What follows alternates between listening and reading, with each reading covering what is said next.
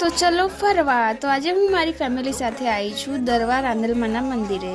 તો welcome to my mini vlog. તો આજે અમે સવારે 4 વાગે દરવા ગામ પહોંચી ગયા છે. અમે ઘરેથી 12 વાગે નીકળ્યા હતા, તો હવે અમે 4 વાગે પહોંચ્યા છે, પણ મંદિર હજુ લગી ખુલ્યું નથી. તો અમે 2 કલાક અહીંયા ગાડી બાપા સીતારામની મઢુલી છે, ત્યાં ગાડી અમે લોકોએ રેસ્ટ કર્યો. તો ત્યાં ગાડી બી ચલો દેખો થોડું અજવાળું થઈ ગયું. તો 5 વાગે મંદિર ખુલી ગયું હતું.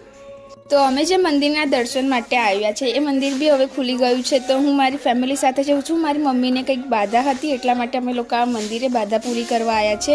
તો દેખો રસ્તામાં બી અમને નાનું કૂતરું મળ્યું, અને દેખો અહીંયા ગામડાનો વ્યૂ કેટલો મસ્ત ના છે ગાઈઝ. તો અમે લોકો આ જઈ રહ્યા છે મંદિર તરફ. થોડું ચાલતા ચાલતા ત્યાંથી દૂર મંદિર છે, તો મારી મમ્મીએ રસ્તામાંથી પૂજાનો સામાન લીધો. પછી ત્યાં અમે મંદિરે પહોંચ્યા, પણ ત્યાં મંદિરની અંદર વિડીયો ઉતારવાનું મનાઈ છે. તો મેં બહારથી ઉતારી લીધો છે, તમે બહારથી દર્શન કરી લોજો. પછી આ દેખો ત્યાં આગળના મંદિરમાં 108 લોટા છે મારા રાંદલમાના. તો દેખો ત્યાંનો મેં વિડીયો ઉતાર્યો છે.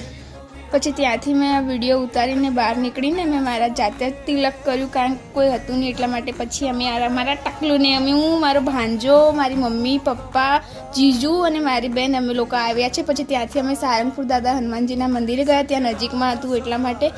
ગાઈસ અમે લોકો દર્શન માટે ગયા, એટલી બધી ભીડ હતી ને, તો બી હું અને મારી મમ્મી અંદર દર્શન માટે આવ્યા, અને મારા જીજુ, મારા પપ્પાને મારી બેન તો બહાર જ ઊભા રહ્યા. એ લોકોએ બહારથી દર્શન કરી લીધા. પછી અમે લોકો દર્શન કરી નીકળ્યા, અને પછી અમને ભૂખ લાગી, તો ત્યાં ગાડી રેસ્ટોરન્ટ હતું, તો અમે લોકોએ પૌવા એન્ડ ઢોકળાનો નાસ્તો કર્યો બ્રેકફાસ્ટમાં, અને મેં બી ખાધું, અને મારા ટકલુને બી ખવડાવ્યું. એ બી ખાવાનું એકદમ શોખીન છે, અને હું બી ખાવાની બહુ શોખીન છું. મને બી અલગ અલગ વેરાયટી ખાવાનું બહુ ભાવે. પછી અમે બહારથી ગદા લીધી, એન્ડ દેખો તમે બહારનું વ્યૂ કેટલું મસ્ત છે, એટમોસ્ફિયર. અને આજે એટમોસ્ફિયર બી એટલું મસ્ત હતું ને કે બહુ જ મજા આવી ગઈ અમને લોકોને ફરવાની. તમે બી જોઈ શકો છો કે કેટલું મસ્ત છે. પછી રસ્તામાંથી મને બફલ ખાવો હતો, તો ત્યાં આગળ બફલોની એક રેસ્ટોરન્ટ હતું, તો ત્યાંથી મેં બફલ ખાધો, એન્ડ અમારા ટકલુને બી ખવડાવ્યું. એને બી ખાવાનો એટલો શોખીન છે ને કે હું જે બી ખાઉં ને બધું હું એને ખવડાવું છું. પછી મને પીઝા ખાવા હતા, તો ત્યાં પીઝાનું બી રેસ્ટોરન્ટ હતું, તો મેં મારી ફેમિલી બધાએ પીઝા ખાધા. મારી મમ્મીએ પહેલી વાર પીઝા ખાધા, એટલે એને એટલા બધા પીઝા ના ભાવ્યા, પણ મારા પપ્પા અને અમે બધા તો પીઝા ખાઈએ છીએ, એટલે અમને લોકોને તો પીઝા બહુ જ ભાવે છે ગાઈસ.